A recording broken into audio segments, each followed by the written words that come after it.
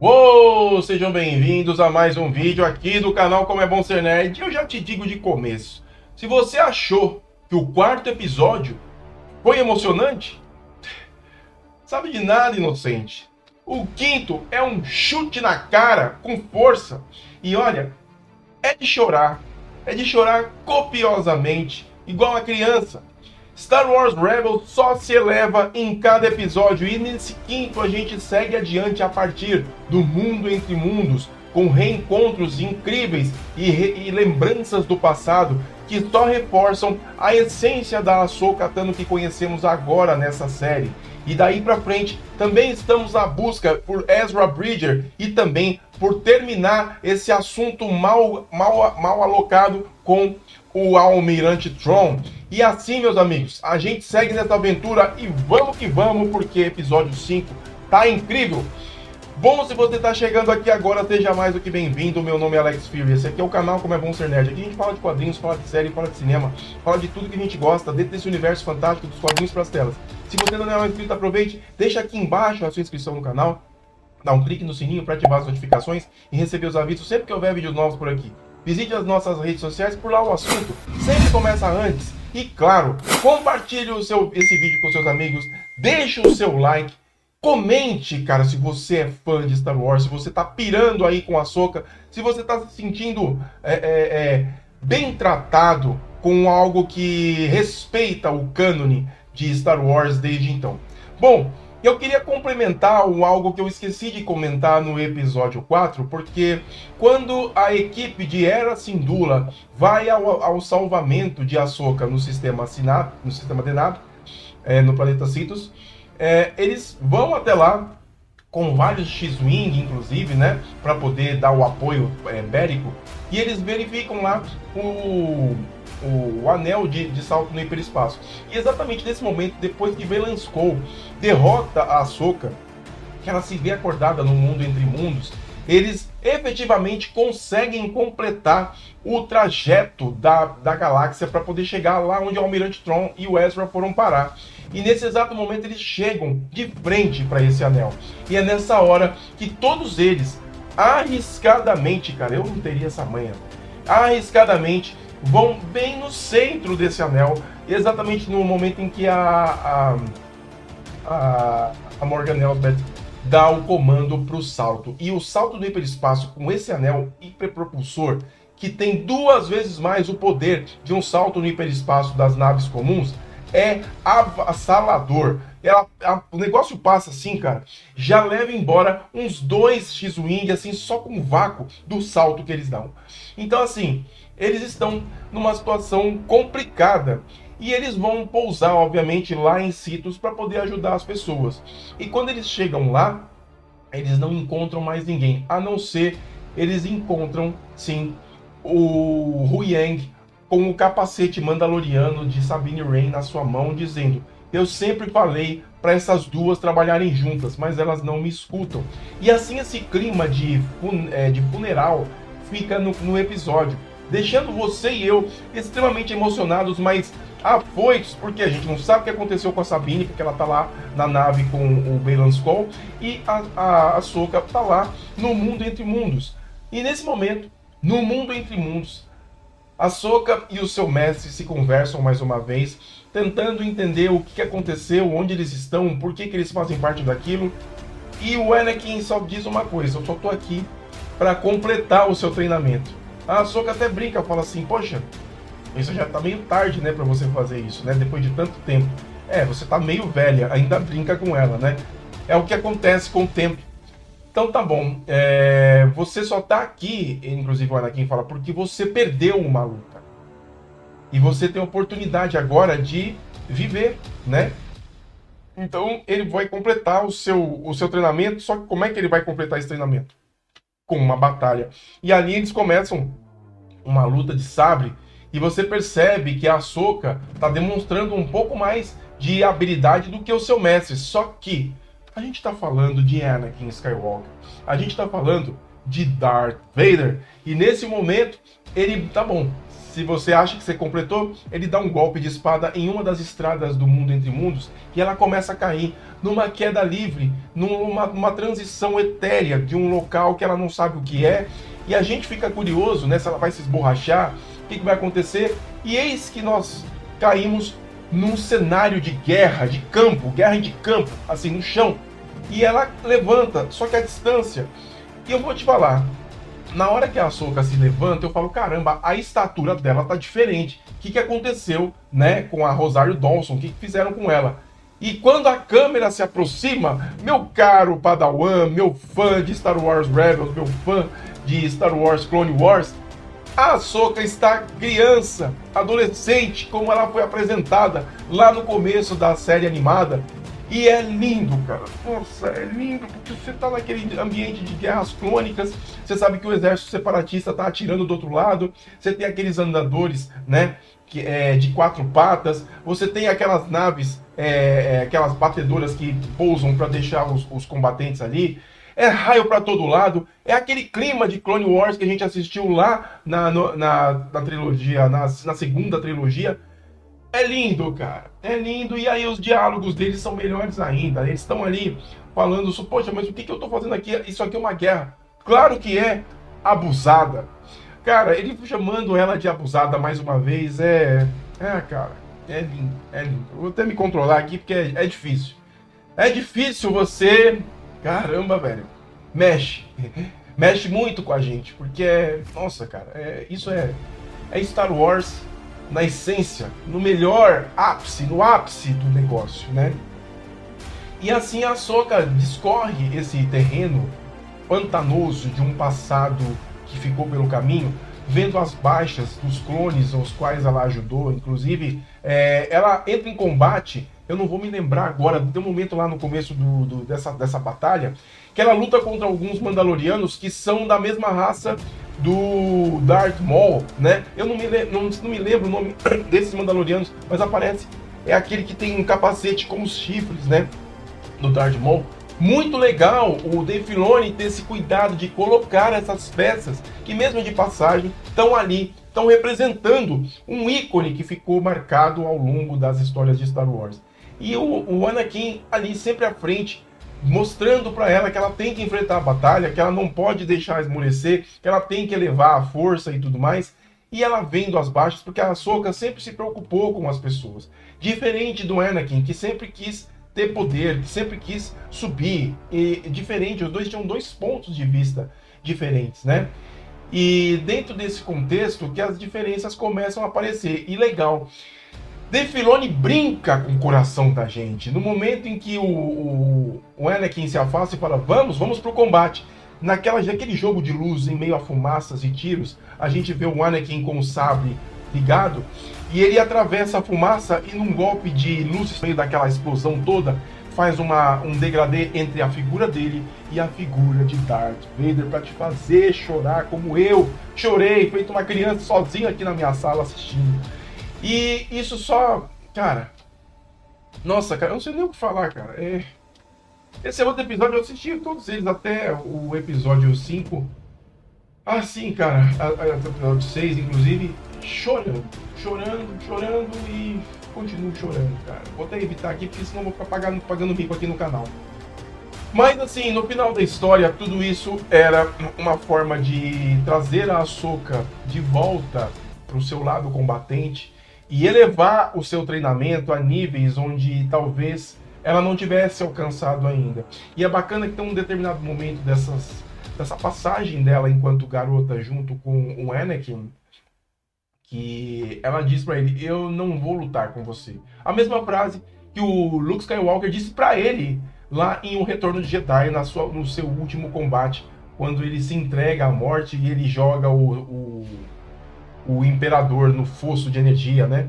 Enfim, são momentos que se colidem, histórias que ficaram ao longo do passado e voltam à tona para poder deixar os corações da gente acalentados, aquecidos. E assim, eles retornam numa batalha, né? Que inclusive o Anakin, durante esse processo, entra em batalha novamente com a Ahsoka e ali eles conseguem, né? Ela consegue desarmar, eles voltam pro mundo entre mundos, numa troca de um local com fumaça pro mundo entre mundos mais uma vez. Eles voltam para lá e ali num combate ferrenho, a Ahsoka efetivamente consegue derrotar, perdendo o seu sabre. Ela ia ser golpeada pelo sabre vermelho, inclusive. O Anakin tá, inclusive, com o aspecto Sith que ele assumiu para si ao longo dos anos. E ali ela consegue desarmar o Anakin, que percebe aquele conflito da pessoa que derrotou um Sith, e ali naquele momento ele fecha os olhos, e quando ele volta a abrir, os olhos não estão mais vermelhos, e eles se conversam, né? Efetivamente, a gente encerra por aqui. A sua aventura só vai começar a partir de agora. E ali a Ahsoka se entrega ao adeus para aquele que foi o seu mestre durante um período, né? E ela, aos poucos, retorna ao seu momento.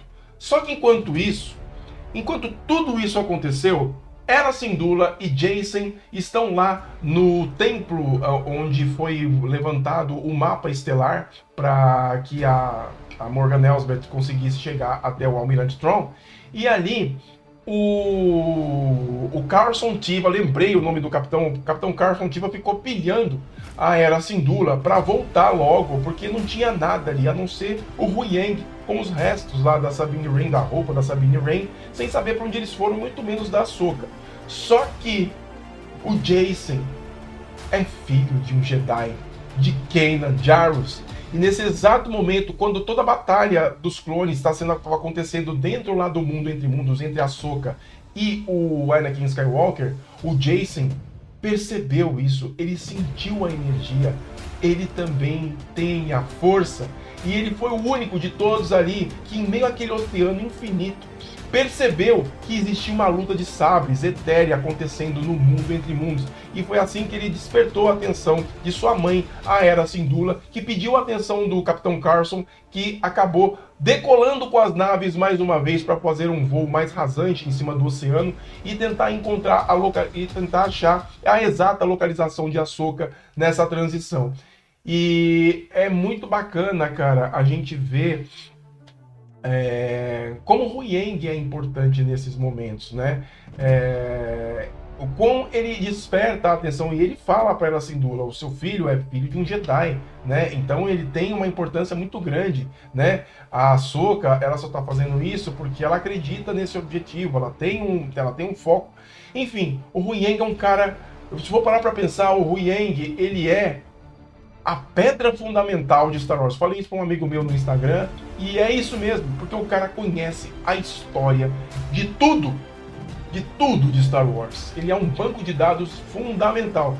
Perder Huyang é perder a história do universo de Star Wars. Então, dentro desse contexto, estão eles lá tentando encontrar, e assim o Jacen ajuda, de certa forma, a encontrar a localização. E é bonita essa cena que você vê aqueles voos rasantes de X-Wing, você vê lá a Phantom voando por cima do oceano. Que lindo que é ver a Phantom num ambiente mais claro, assim, não só o espaço, né, porque corta um pouco o efeito da veracidade de ser uma nave. E num ambiente assim, num céu aberto, é bonito de ver o voo dela pairando assim. Nossa, eu até me perco aqui na fala, cara. É muito bonito você ver tudo isso. E assim eles conseguem a localização de Ahsoka e a encontram lá no mar, boiando, né, no meio do mar.